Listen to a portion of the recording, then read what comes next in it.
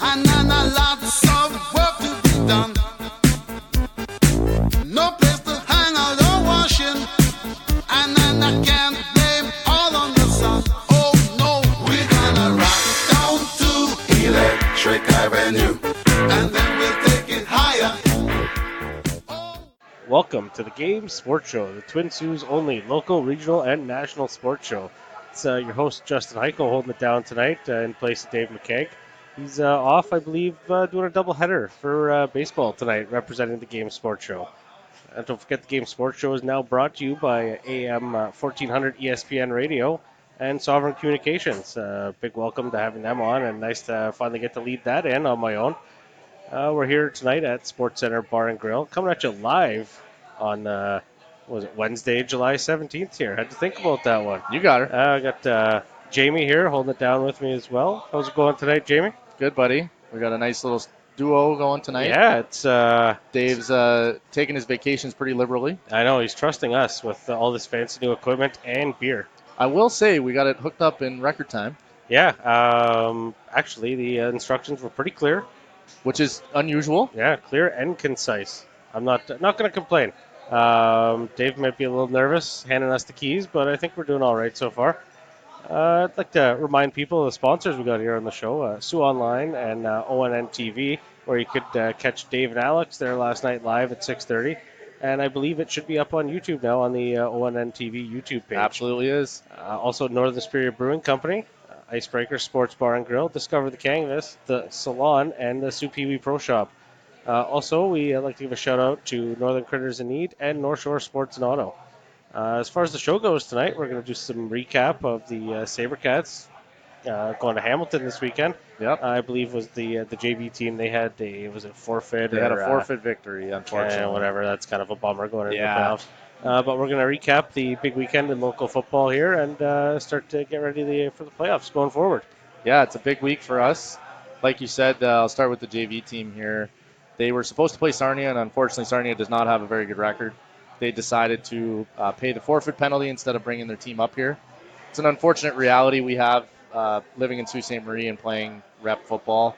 It's a little bit different than those of you who have experience playing rep sports in Northern Ontario, especially hockey, North Bay, Sudbury, Blind River. There's always teams around us.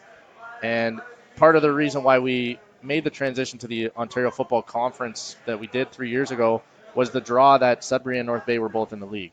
So it was able to give us close competition. It basically guaranteed us one close road trip a year.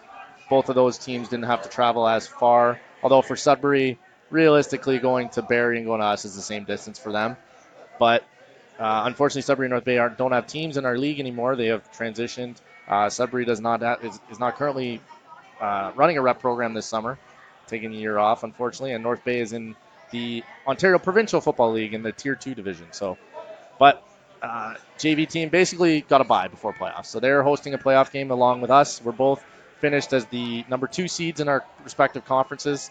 So we are guaranteed one home playoff game. And then from there on out, depends on if the 1 seed wins or not. Otherwise, we got to go on the road.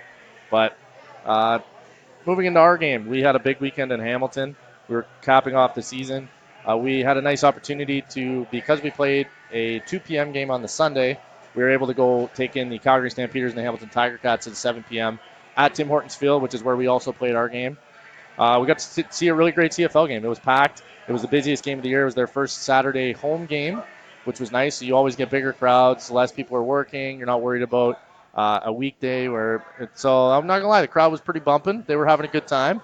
Tim Hortons Field, if you've never been there, it's one of the newest facilities in the CFL. They've done a really good job. They run a really good show there. And we got to see a really great game. Hamilton ended up winning 30-23. Brandon Banks had a huge game, 3 touchdowns, returned a kick, and caught 2 passes for touchdowns. Hamilton also blocked a punt for a touchdown. It was exciting. Calgary, unfortunately, did not have Bo Levi Mitchell. He's out for the 2nd straight game. So their backup quarterback, Nick Arbuckle, who's filled in, and he brought them back from behind 2 weeks ago to win against BC in a dramatic fashion. And then they were able to get the victory last week, I believe, against Toronto. But we saw a great game. I think the boys loved it. A lot of our guys have never been able to go to any kind of collegiate or professional game, so I thought it was a really good experience for them. It's a good opportunity for them to just get out there, see how the pros act, see how the pros prepare, just warming up for games, stuff like that. And to be honest, the CFL lets you get a lot closer to the action too, Absolutely. than going to the NFL or NCAA games. And you know what? It's probably a really good one to go to too. I mean, Hamilton's been on fire this year. That They're playing offense is really well. unbelievable, and the defense is really good too. I mean, that's early on in the season, but that's a very well-rounded team. Oh, yeah. Simone Lawrence on the defensive side. He's an absolute animal. He's one of the best defensive players in the league. And then Jeremiah Masoli's running that offense at quarterback. Very efficient. I mean, but they got receivers, Brandon Banks, Luke Tasker. They got guys that can get the job done all around. But like you said, being a CFL, you get a lot closer to the game. And it was their family game, so they actually all the players stayed on the field after, and kids could go out and see them. A couple of our coaches, Brandon Corelli and Christian Mahler, and Ray Duplin, who were all on the trip. Their former teammate who used to play at the University of Waterloo, Jesse Gibbon, who was actually drafted fourth overall in this past year's CFL draft. He's a backup offensive lineman for Hamilton, so they got to go on the field and see him, which was pretty cool. It's kind of cool to see guys. The only thing that would have made it a little bit better is if Hamilton was playing Edmonton, because our former teammate and former Sabercat, former Waterloo Warrior, Jordan Hoover, we could have gone and seen him on the field, but it was still a great experience overall. No, that's really solid. Was there a halftime show at that one? Or, there was. I mean, they have their dance crew, and then they have their junior cheerleading section. So they're like 8 to 10-year-olds. They did their routines at halftime. It's pretty fun. And not gonna lie, I mean, being a Sabercats function, we weren't drinking at the game. It is probably a little professional coach. Myself and Primo were trying to keep it together as much as I can, despite sitting with, because we had a bunch of parents come because we were able to get a group rate on tickets, so they took advantage. We were sitting right in the mix of the parents section. The boys were about 3 rows behind us. Not gonna lie, the parents were getting pretty drunk. They were having a good time. That's a good experience for Primo being a Giants fan, getting that close to professional football. Hey, I had to take a dig. He hasn't been here in a little while. That's true. Raptors won, and we haven't seen him since. Accurate. You're not wrong. I mean, you have. I mean, you can confirm I see him a lot, but he's alive. I'll give you that. But no, he's staying away from the West End. Maybe he did something here. I know he moved to the East End, and he just doesn't come down here anymore. Had his own Raptors parade in the West, and hasn't made it back since. Called it a career. But no, so we were able to take in the Ticats game, and then the following day we were playing Hamilton in a game of our own. And unfortunately, we had a little bit of bus trouble this weekend, but I'll get into that after I break down the game. But we were able to come away with a victory, 37-6. Pretty resounding win. We were able to beat this same Hamilton team at home 4 weeks ago, 35-6. Statistically, we were able to. Unfortunately, they did not keep exact stats, but we had a pretty good game on offense, and special teams was able to contribute as well. Nick Pagnotta had I believe, it was an 85-yard kickoff return. It was nice. I mean, honestly, the kid's very quick, and he's a very good athlete, very good with the ball in his hands. Basically went untouched, caught it and sprinted, found a lane, and was able to beat the guys up the sideline. He also scored another touchdown on the ground, ran one in from 47 out. Again, untouched, but rounding out the scoring, Tyler Breakin caught a pass from Jordan Robinson Wright, caught them on a blitz. Jordan read it perfectly, found the open guy. Tyler was able to walk in the end zone, and then Tyler also ran in a jet sweep from the 1. And when we were kind of in garbage time, our backup running back, Carter Harrison, was able to plunge in from the 1 as well. Cole Taz kicked a field goal for us. And defensively, Julian Joya, again, led to his team-leading sack total. He got another one that puts him at 14 on the season. And for Julian, that's only in 6 games played. We had a forfeit game, so the whole team only really played 7. And then Julian missed a game due to illness. So absolutely unbelievable. In his first 2 games, I think he only had 1. So we're talking about 13 sacks over a 4-game span. He had 6 a couple weeks ago. Absolute stud. And Gabe Spina, our free safety, he was unfortunately on holiday with his family in Europe, and he missed our last 2 games. Came back resounding fashion, had 5 tackles and 2 interceptions. Really solid game from him.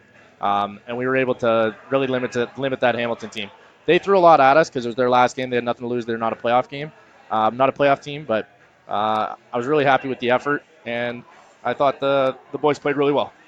So, I mean, I'm going to pull Dave here. Yep. I'm going to say switch your hats around. All right. Put your coach hat on. All right.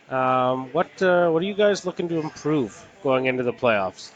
I think the big thing is effort all the time. We're a very talented group, and a lot of our guys realize that. I think some of our guys are pretty self-aware that they are very good football players.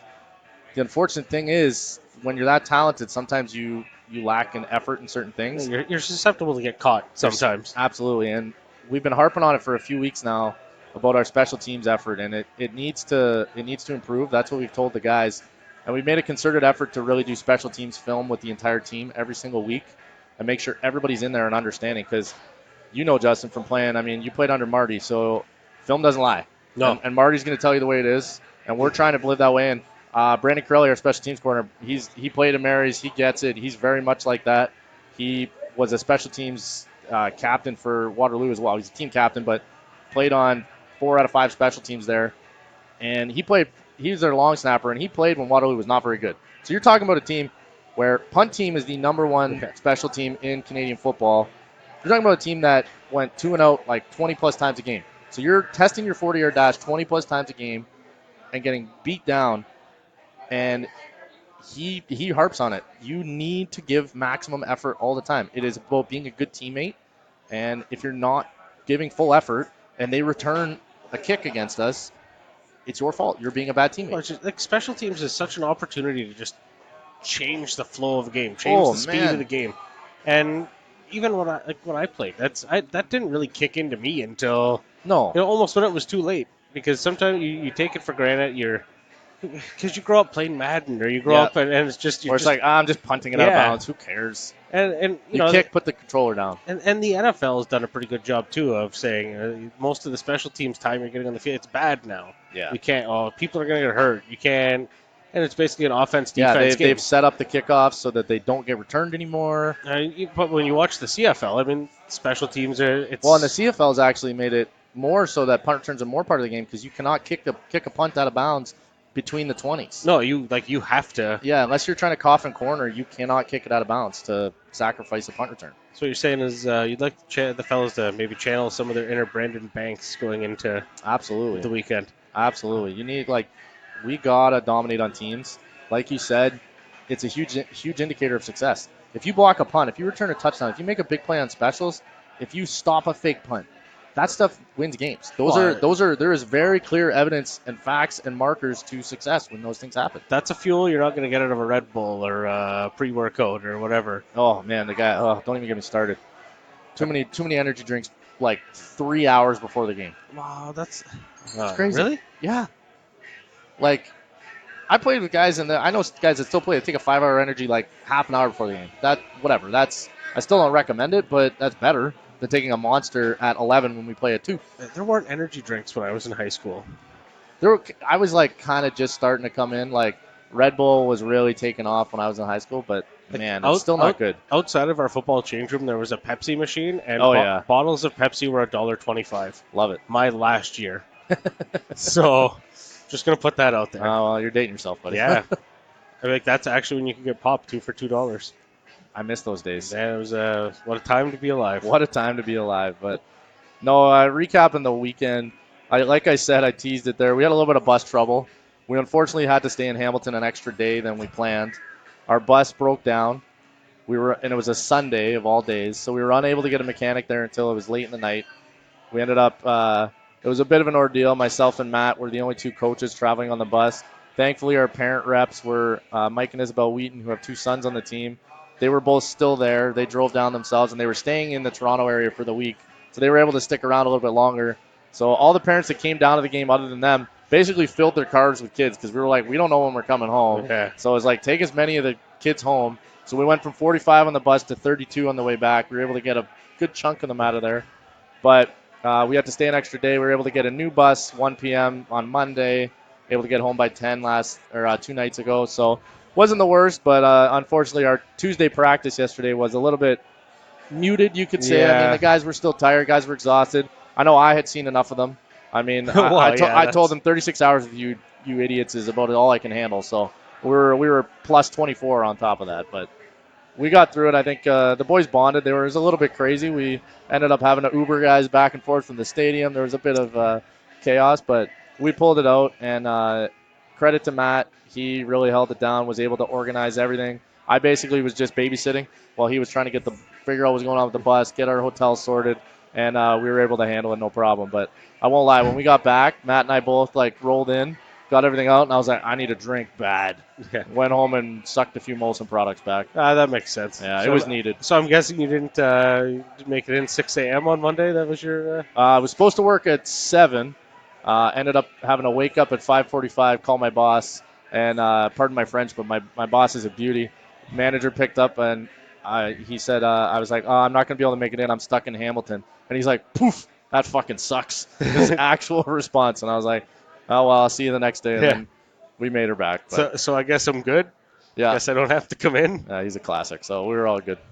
That's all right. I mean, you know what? That's maybe it's not a bad bonding experience for the guys going into It the was playoffs. kind of good. I mean, Like, a there's little bit probably of shared trauma because we were stuck in downtown Hamilton for a little while. So kind of held up shop in a McDonald's, called a bunch of Ubers over, and we got out of there. So Well, I mean, like it's not like the roughest part of Hamilton. no, but we did have a lady hop out of her car with the basically one hit her a cigarette and say, "Welcome to Hamilton."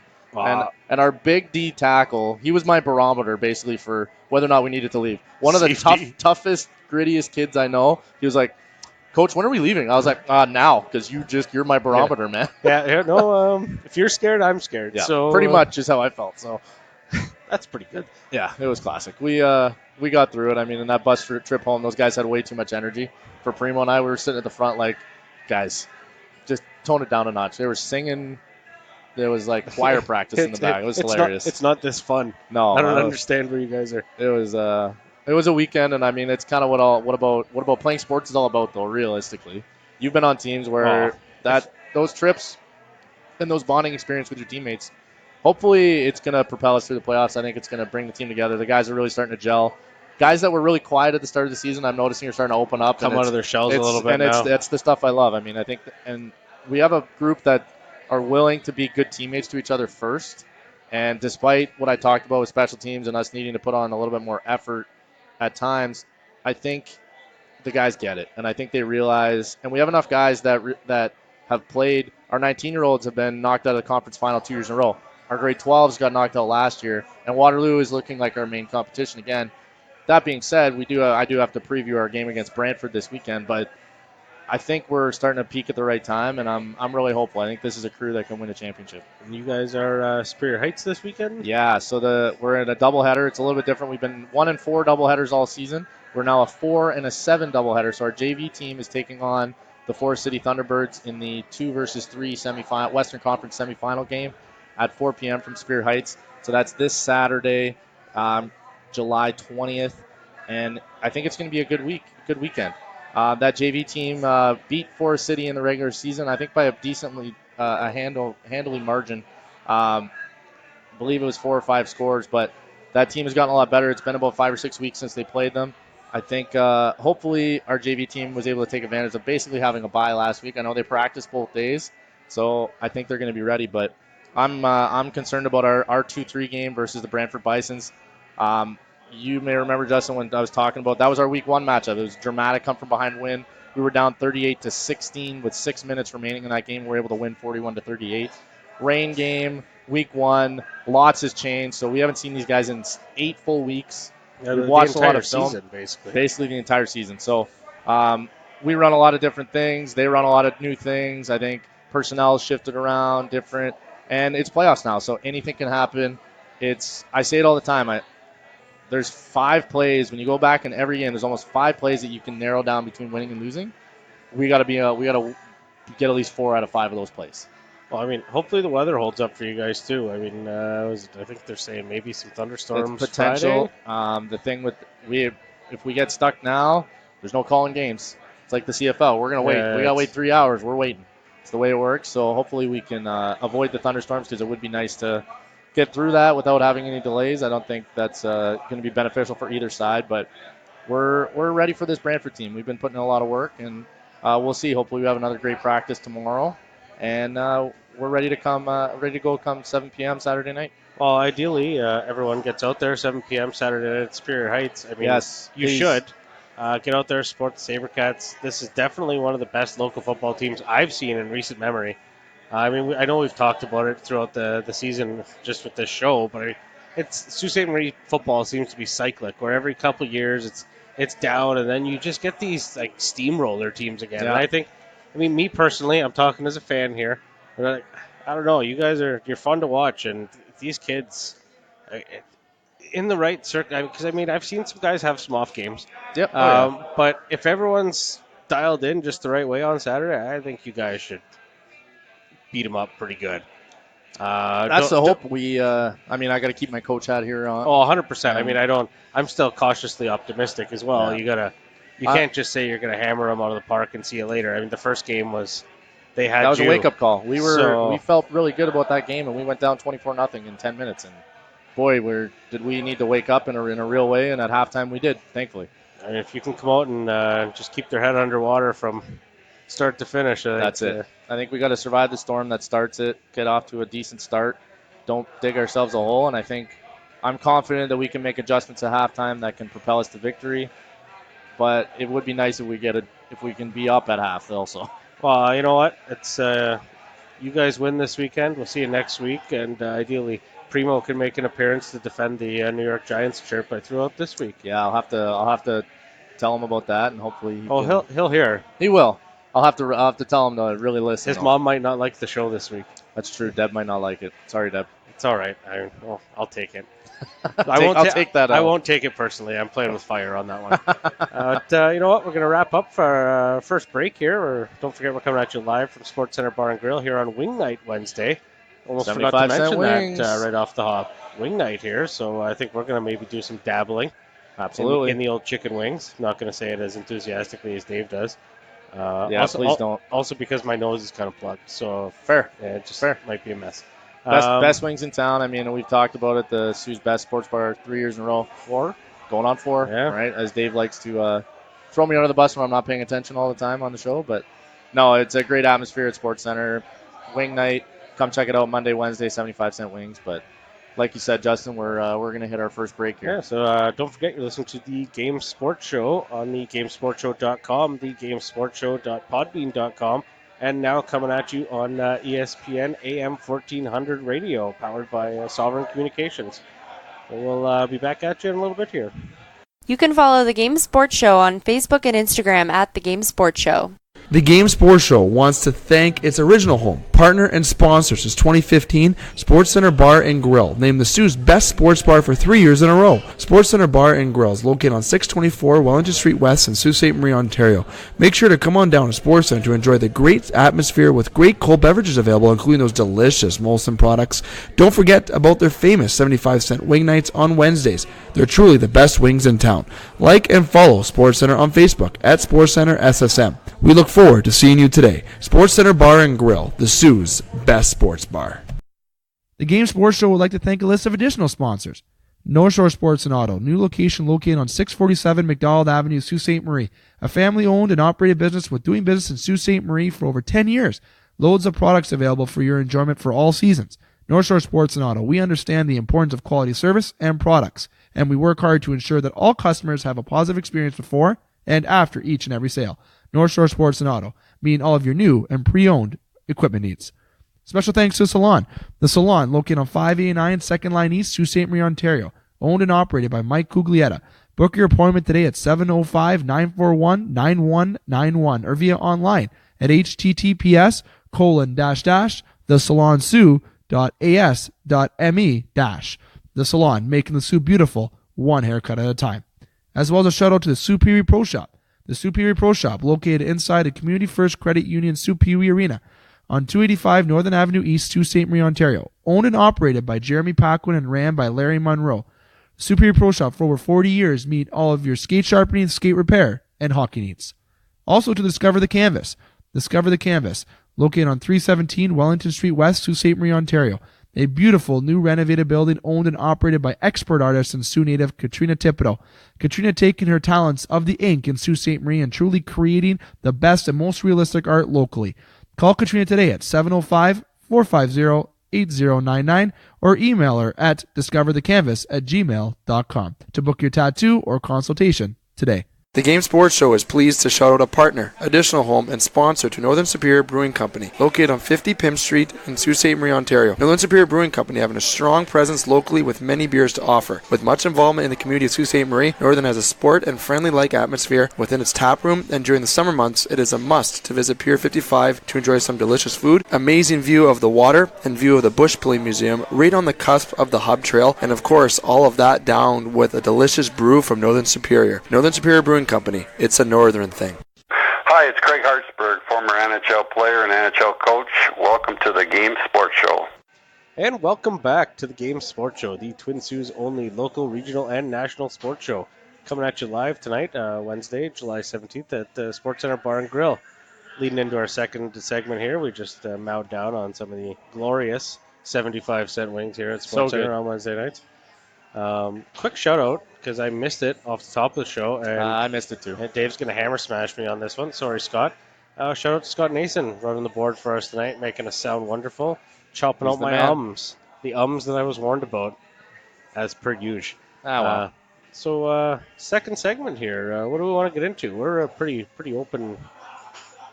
what's the word here? Open palette, open... we're a round table is how Dave likes to... Well, we're a very loose round table. It's a two-man round table. There's only two of us here, so we'll just spitball our thoughts on sports this week. I think we got some football stuff coming up. We're going to talk some Madden rankings. Yes. I believe NFL training camps are opening next week. Yeah, 22nd is the first day of them. A little bit of basketball stuff on the go. Obviously, we're going to leave the hockey news till Sunday, coming at you live from the Pier at Northern Superior Brewing Company. Absolutely. Great spot. Hopefully, it's another beautiful weekend. You guys had a good one. Also, Rotary Fest this weekend. Yes, it's going to be busy, so I think the Pier is going to be bumping. Pier should be rock solid all weekend. Probably going to get down there and try some ribs this weekend, too. Nice. Don't forget to mention some of our other sponsors right now, right off the hop here. We've got North Shore Sports and Auto, Northern Critters in Need, Big Brothers, Big Sisters, Soo Pee-wee Pro Shop, Salon, Discover the Canvas, Icebreaker Sports Bar and Grill, Sports Center, coming up live right now, Northern Superior Brewing Company, and Soo Online, ONN TV, new additions. As you can see, Dave and Alex there Tuesday nights, and Alex joining us on Sundays from the Pier at Northern Superior. And the last but not least, the big one, ESPN 1400 and Sovereign Communications, now a part of the Game Sports Show family. Which means I can do this and not get in trouble. Da-na-na, da-na-na. Yeah. That's news. Is that that's a thing we can do? Yeah. But is that the American one too? Is it? I believe so, yeah. I don't know if TSN does the same, but... I think it's like a tone off. It's kind of like the new Hockey Night in Canada thing. Because like sometimes when I'm in the States for too long, you get used to it, and then you come back, and it's like it's different again. Or one of those where you try and go on YouTube to look up a song, and it's just like off an octave. Yeah. Or they raise it up, Mickey Mouse it a little bit, but... Actually, I was off topic here. Off topic. That's okay. But I got into Amazon Prime Video on the weekend to get my $10 free credit. Nice. Going into Amazon Prime Day. Good stuff. And I was watching The Shield. I used to watch a long time ago. Shield. Man, nice. cat's ass. Vic Mackey is the best character in any characters in the world. But the voice and like the audio and mouth movement is off. Really? Through the entire show. No. That sucks. It's so painful. That's unwatchable almost. So I mean, like if Amazon, if you're listening, maybe it's one of those things. If you got it on in the background, it's not so bad. But if you're intently watching, well, that's the thing. And like, you notice sometimes. Yeah, it's not good. And then once you catch it, it's like when I used to burn DVDs a million years ago, and sometimes it would just screw you. Yeah, and then you just have to throw it out and start over again. Yeah. But no, we'll get into some of the sports news here. You want to lead with NFL news? You want to lead with the Madden rankings? Let's start with the Madden rankings. I think that's good to start with. Right, so we have 4 guys at 99 this year, and I thought the way that the EA Sports did it this year was kind of fun. They let Good Morning Football on NFL Network. They let them intro a new guy every morning.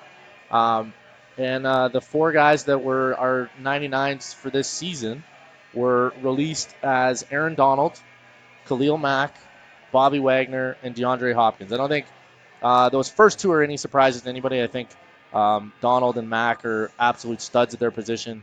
They, at every ranking on the board that's important to their position, they are maxed out. And ultimately, as a football fan and a Madden player, it's tough. I mean, I know a lot of people are up in arms like, oh, why isn't my guy rated higher? Unfortunately, they do have to break it down into categories. So if, like, a lot of people are like, how is Brady not a 99? I'm not going to lie, Brady is not very fast. No. There's certain measurables that will limit you. Well, I mean, like, age has to factor in. Age is a factor as well. Because, I mean, like, Peyton Manning was up there for a while, too, near the end, and then... Like, once they started doing the live update on the rankings, it's that's tough. It's tough. All you have to do is watch him throw post-surgery, and his live rank is just going to go down. It's tough when you're not throwing a tight spiral anymore. I mean, even some of the 98s aren't bad. But Absolutely. like Antonio Brown at 98 playing for the Oakland Raiders is a little alarming. Yeah, I'm curious if he's going to stay there. Skeptical, for sure. Yep. Julio Jones at 98. Yeah, which is not surprising. I actually like the Hopkins at 99 thing. I think know a so, lot of too. people are upset. If you watch Hopkins highlights from last year, holy fucking shit. You know what I'd like to know, though? What's Hopkins' Madden rating against the Colts? 6? Not well. Yeah, that's true. He's limited. The other 14 games of the regular season. Whew. Deshaun Watson, though, I think he was pretty low. I think they gave him like an 84, and I think that's a little... Yeah, I think they're just waiting for him to have like a breakout like Pro Bowl season. I think that's kind of, unfortunately, the way you say it, but also he's not a guy who's like 6'6". I don't know if his throw power... Here's the thing, though, is Pat Mahomes has reset the throw power scale in Madden. I'm looking at his stats right now, and it's terrifying. I mean, we're talking Madden stats. It's not like real Doesn't life. matter. His throw power's got to be 99, right? Like his awareness, 92. Yep. Speed, 81. Which is high. His agility is similar to mine at 88. Young quarterback, great measurables, throws the ball at 100 miles an hour, rocket arm. So of course he's going to be ranked high. Now I know. Sorry, I'm going through the guys in the 90s here, and I couldn't figure out why Green Bay was like one of the top 10 teams in Madden rankings. Yep. They got an offensive lineman at 97. Bakhtiari's at 97. Woof. That's spicy. That feels high to me, but Yeah, I mean, I like Bakhtiari, but good left tackles are hard to come by. I mean, he's an offensive lineman with a speed of 68. That's breathtaking. That is high for an O-lineman. There'd be probably only a couple guys. I mean, Lane Johnson from the Eagles is probably a little quicker, but there's limited guys that are going to break 70 at O-line. For the record, he's above Mahomes. Wow. And Gurley. Damn. Then get down to Von Miller, J.J. Watt are 97s. Mm-hmm. Odell Beckham's a 96. Brady's a 96. Fletcher Cox is 96. Jalen Ramsey, 96. I think he's overrated. He's long, fast. There's a lot of things. I mean, he's put some good film out there, but Earl Thomas on Baltimore at 95, I think, is going to plummet. Yeah, you think so? I don't know. I think he's still going to have a good season. I think he doesn't have the awareness that like Weddle had. He's a hard 86. Hard 86, you think? That's what I'm giving him right off the top. I think he's going to stay in the 90s because I think Baltimore's still going to be a very good team. Ezekiel Elliott, 99 in suspensions. If only that was a real stat. But 94 overall. Yeah, I think he just had a down year. I think he can rise. The Cowboys have 3 players in the 90s. None of them are the only limiter. The limiter for Zeke too is he's not very tall. Yeah, so it's going to be tough. Luckily for him, his offensive line is. Yes, which helps. It's an actual benefit. I remember when I saw the Packers and the Cowboys play 2 years ago, and the Cowboys' offensive line was like I was in a museum, like looking at art. Like these guys are just gigantic and people-moving humans. Yes. Like it was like I was at it's inspiring. A Caterpillar bulldozer show. Like I don't know, or like a tractor pull or something. Like these guys were like I don't know. It's just once you play offensive line and then you watch other like professionals play offensive line, it's a work of art. These guys, it's amazing. We're a little biased as 2 former offensive linemen, but still, it's one of those positions where all 5 guys have to work in unison. It's a very unglamorous position, but the guys that dominate at it, man, they take pride in their work. But in other news, these NFL offensive linemen that just leave the game and shed like 180 pounds. Crazy. Get at me. Those are the guys that were like decent athletes, played other positions before because a lot of these guys that are elite offensive linemen were tight ends previously or defensive ends, or some of them were like fullbacks that they convert, guys that just keep growing. They have long levers. Because it takes, like, the way the game's progressing, you need to be ultra-athletic. You can't be, like, a 350-pound, like, immobile guard anymore. It doesn't happen anymore. There's not, like, it's not the Cowboys. We're not the 90s Cowboys where the old Emmitt Smith Willie would take Rofe one cut and go. Yeah, Willie Rofe. That's a great comparable. He was, man. That Kansas City offensive line at the time was unbelievable. But they had a couple backs behind them that were great as well, though. And we could go for days on the offensive line thing. We may need to switch gears here because the I think so. may get a little bit sick of us. We'll get off the Madden thing. Bottom line, I mean, I thought the Madden rankings come out. People always get excited. Get excited for the new year of Madden. Always adding tweaks to the game, but I know we were talking about a couple of the rookies, the highest rated rookies there that were coming in this year. A lot of people will be probably surprised to see that Kyler Murray is not leading the class. Again, we're talking about, unfortunately, height is a factor. It's tough as a quarterback, though, too. Very tough as a quarterback. There's a lot more important, or the NFL. There's a lot of it's okay, no worries. No. There's a lot of very important measurables that go into that. But the leading rookie this year, as I know, Justin, you're pulling it up, but this year we were looking at it previously there, but it's exciting to see. There's a lot of guys in the class, a lot of good pass rushers. I believe it was Quinnen Williams, the nose tackle. Drafted by yes, it was. Yeah, he's an 80 for the. He's for an the 80, Jets. which is compared to some years is low as a top rookie. To have one guy at 80, you often see guys that are in the mid 80s, sometimes high 80s even as a rookie because their measurables are great. They have really good IQ. They come in. You know what I should do? I should share this on the Facebook page and see if we can start some arguments in the comment section. Yeah, talk in the comments. Who do you think should be ranked higher? Do you agree with the 499s? Again, that's Bobby Wagner, Aaron Donald, Khalil Mack, and DeAndre Hopkins. I know Hopkins has been more of a debate than the rest of them. I think you can't really argue with the other three. Those guys are the best at their position, and I'd argue to the teeth about it. I still think Hopkins is a legit 99, but there's arguments to be made for AB, Julio, and those guys. I'm going to go through the top 10 teams here. Just in Madden rankings. I know we said we're going to get away from it, but this is a pretty big garbage heap as far as I'm concerned. So the Eagles are the top of the pile at 89. Wow. Their quarterback is injured. Yep. Who plays running back for them? Yeah. They have a very athletic offensive line, very good offensive line. I'll give them that. They have some legit receivers. I mean, I know I'm going to hear some chirps from this later. I got some Eagles friends there that are Fly Eagles Fly. Yeah, a lot of those Fly Eagles Fly people. That's a tough one. Definitely didn't think you were going to say people there, but wow, it's a family show. Got to be nice. I mean, they are friends. They're true. It's just during football season. They're sometimes acquaintances. Hostile language comes out. And I believe the Cowboys are second at 88. Yeah. Eagles at 89, Cowboys at 88, Saints at 87. Not surprising there. Wow, okay. Well, let's talk about your Tampa Bay Buccaneers, Jamie. Okay, stop that. Then the Patriots at 87. Yeah. Packers at 87. And we just talked about Bakhtiari leading the charge there for them. And personally, if I was making this list just based on how the alphabet works, I would have put the Packers ahead of the Patriots.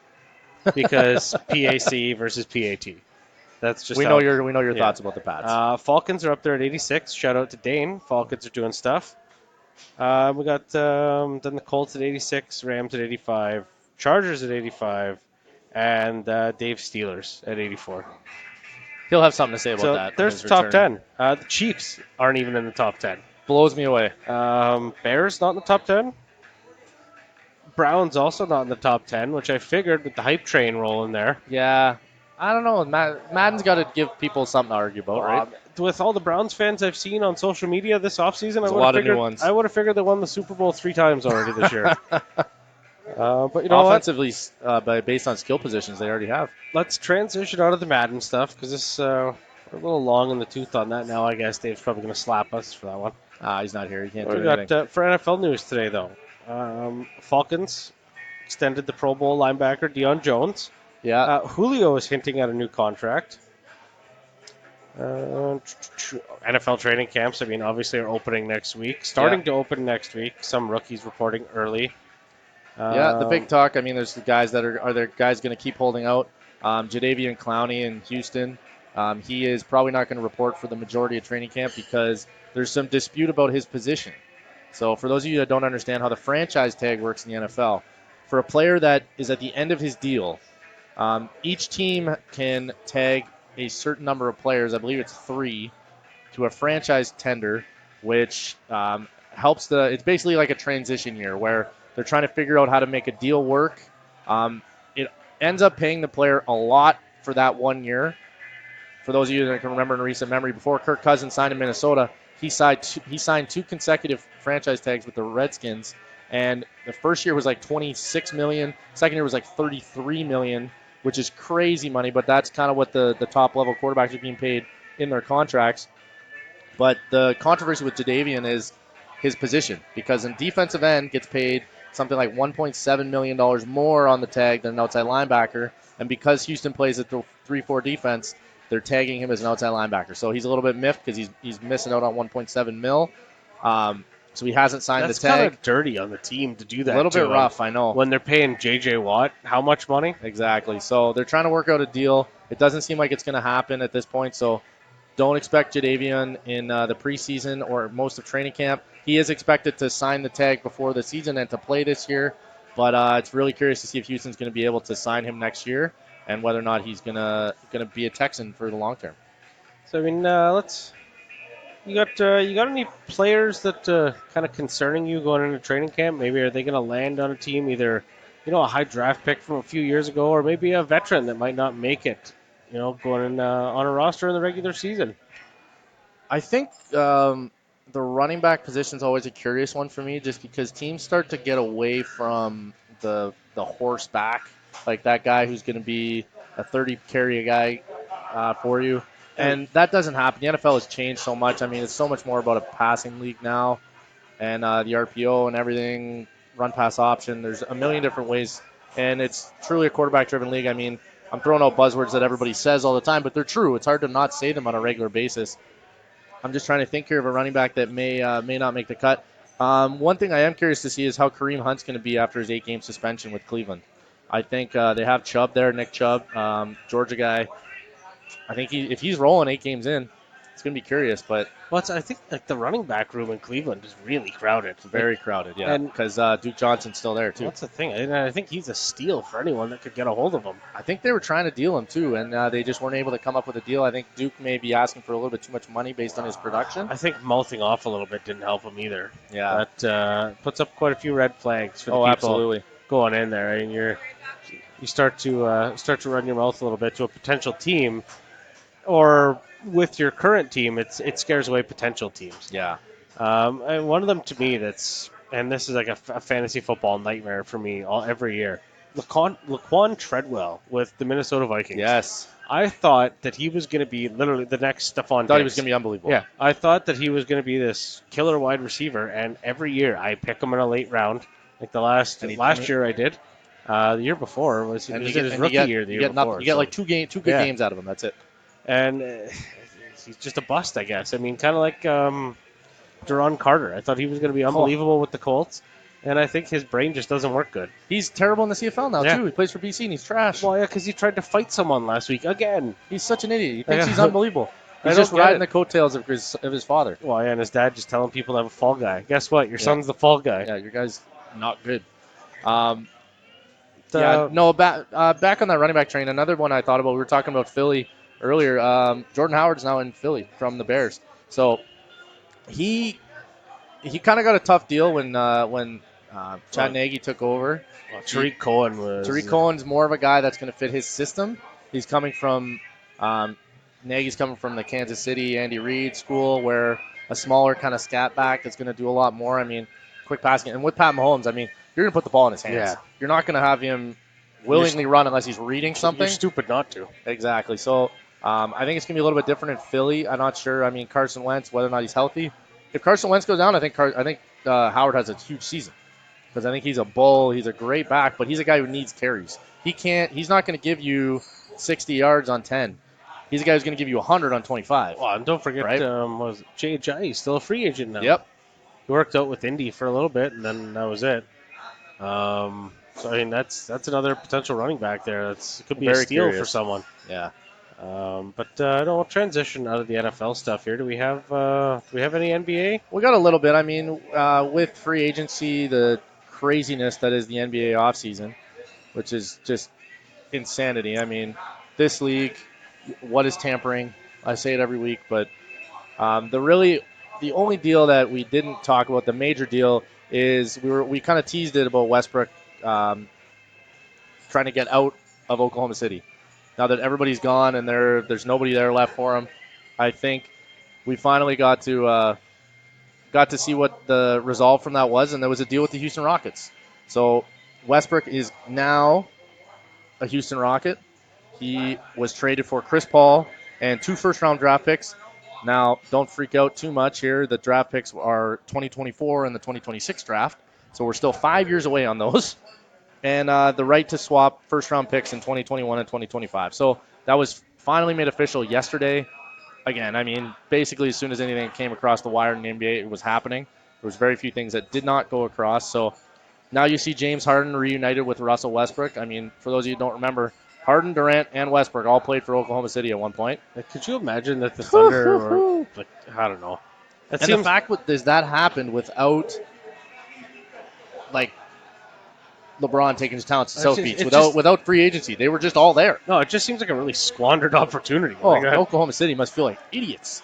Absolute idiots. Well, it's kind of like the Leafs and the Tuukka Rask trade. Ooh, yeah, that's. I didn't want to bring up anything bad. I'll continue to bring that one up. Yeah.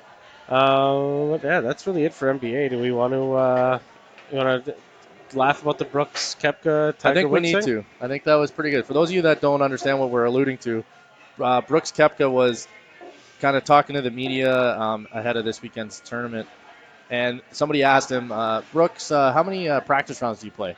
And I think that was actually led by Tiger, because him and Tiger asked him to do a practice round, and Brooks told him, I don't do practice rounds. And then Brooks said to the media, well, unless it's a major, then I'll get a cut, then I'll get maybe half a round in. But basically, if you see me on TV playing, that's when I'm playing. And that's an ultimate guy move. I love it. Well, that's funny. I mean, it's hilarious. 10 years ago, I mean, no one was probably ignoring Tiger Woods' calls, but no. Nowadays, that might get you in trouble, that phone call. It's a different PGA. Yeah. I think Koepka's the man. I think he's hilarious. He's good for golf. He's one of these new age guys. He's shredded, too. You look at the guy, he's intimidating. And I think he's just an absolute beauty. I mean, maybe when Tiger Woods calls now, it's like your questionable uncle giving you a call. Yeah, you know what? I'd rather stay out of trouble. Yeah. You know what? Uncle Eldrick, maybe pump the brakes there a little bit. Well, I think we'll wrap it up, that one. We finished off with golf. As always. Pretty light sports week. We'll let Dave do the update for his men's league baseball this week on Sunday. You can talk on Sunday from the Pier. Again, from the Pier, but like you said, it's Rotary Fest weekend, so it should be bumping. But we had another pretty good night here, Sportscenter Bar and Grill. Yeah, I'm not going to complain until I get the heartburn in the morning from the 75-cent wings. It hasn't hit us yet, so come on down. 75-cent wings, Sportscenter Bar and Grill. Soo's best sports bar 3 years in a row. Spoiler alert, going to go on 4. And I know, Justin, we want to thank our sponsors again. SportsCenter obviously is one of them. Northern Superior Brewing Company. Big shout out. We are now part of ESPN. So Radio AM 1400. You want to make the noise? Yeah. Da-na-na, da-na-na. All right. Also, big shout out again to Soo Online, ONN TV for bringing us on as well, and Alex Parr for being a part of that. Also, Discover the Canvas, The Salon, Soo Pee Wee Pro Shop, Big Brothers, Big Sisters, Northern Critters in Need, and North Shore Sports and Auto. So thank you again for listening to us tonight, putting up with my fantastic voice. And Jamie, thanks for coming out again as always. Good luck this weekend. Thank you, sir. I definitely got to make sure we plug again. So we got a nice doubleheader with the Soo Sabercats coming up this weekend. July 20th, our JV team is taking on the Forest City Thunderbirds JV squad in a 4 p.m. start. That's July 20th this weekend, Saturday at Pier Heights. And then our varsity team, which I coach, myself and Matt Primo and Dustin Grondin, we're taking on the Brantford Bisons in a rematch of our Week 1 matchup, which was a dramatic game. So if you want to check out some good football, 7 p.m. we've got a night game. It's a Saturday night. Hopefully people are in from camp. Hopefully we can get a nice crowd out there, support the boys. They absolutely were. It's our first home night game, so under the lights, I think the guys are really going to step up, and it's playoffs now, so do or die. Alrighty, well, you know what? It's going to be a good one. We'll see you out there on Saturday. Thanks, Justin. And until next time, it's Jamie Antonello, Justin Hykel signing off here from SportsCenter Bar and Grill. Take it easy.